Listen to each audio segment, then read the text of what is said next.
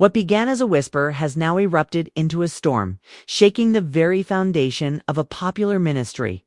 After years of silence, the woman who stood beside Pastor Lovy Elias as his wife has finally spoken out. And what she revealed has left the faith community in disbelief.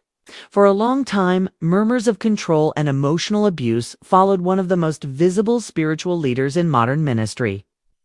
But no one imagined how deep the pain ran, how long it had been hidden. Pastor Lovy Elias, once known for his career as a rapper, had a remarkable transformation that won him widespread admiration. He founded Revelation Church of Jesus Christ in Los Angeles and gained a loyal following, including celebrities and influential voices in Christian circles. His dynamic sermons, powerful healing services, and prophetic messages painted a picture of divine insight and authority. But now, a different story has come to light, one that was buried behind the glitz of public ministry and the veneer of spiritual success. His wife, once invisible to many within the congregation, has come forward with painful honesty. She was hardly ever seen in the spotlight. While her husband's influence grew, she remained a mystery, absent from live streams. Unmentioned during sermons, rarely photographed. At first, people assumed she preferred to stay private. But now we know that her silence wasn't chosen, it was enforced. In her statements, she revealed that she was told to remain quiet to protect the ministry, even when her own safety and well-being were at risk. She described a home life filled with manipulation, verbal attacks, and subtle but painful control. When she tried to raise concerns within the church leadership, she was met not with compassion, but with spiritual gaslighting. Phrases like, "God is testing your faith," and "pray harder for your husband" were used to keep her silent. Rather than support, she was made to feel that her suffering was a spiritual burden she had to carry to keep from damaging her husband's calling. What makes her testimony even more heartbreaking is the fear she lived with that no one would believe her. Her husband was idolized by many. To his followers, he was a man of God, a prophet, a leader to be admired and obeyed. She feared that speaking out would lead not to justice, but to judgment. But now her truth is supported by evidence.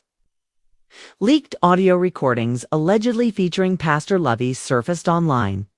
In one, a voice believed to be his is heard angrily rebuking a woman, using language that feels far more intimidating than pastoral. In another, a woman identified as his wife can be heard crying softly as she says, "I've held this in for too long." These recordings, though still under scrutiny, shook the Revelation Church community to its core. Soon after, former members and insiders began to speak up. One said they witnessed verbal altercations behind the scenes. Another recalled being told to escort the pastor's wife away from a public event, allegedly at Lovy's request.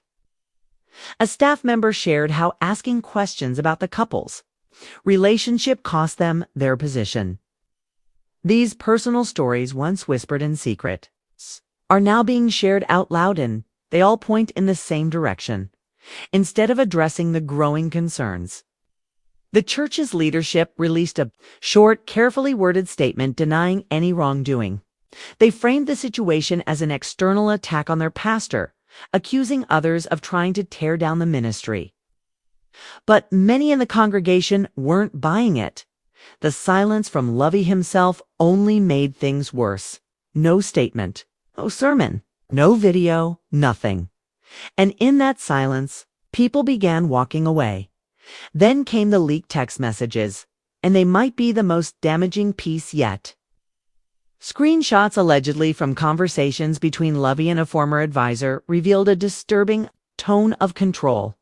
One message read, "She needs to be dealt with before she confuses the church. Cover it with silence." Another message warned, "Don't let her speak, she's unstable."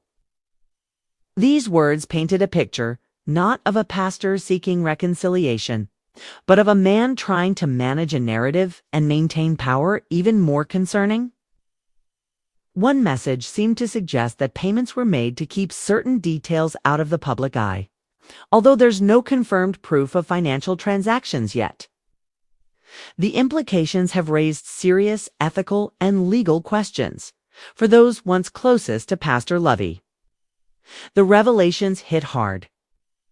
One former assistant said he didn't need bodyguards, he had loyalty, and loyalty kept people blind. As these messages began to spread across social media, hashtags calling out church abuse gained traction. Some of Lovy's most vocal supporters began quietly unfollowing him, while others deleted past photos or sermons involving him. A few offered vague prayers for healing, but many just disappeared into silence. And that silence is what's being talked about now, because, as it turns out, several influential leaders in the Christian world allegedly knew something was wrong and chose to stay quiet. According to former insiders, concerns were raised as far back as 2018. One well-known pastor reportedly brushed it off, saying they shouldn't let personal matters distract from the anointing.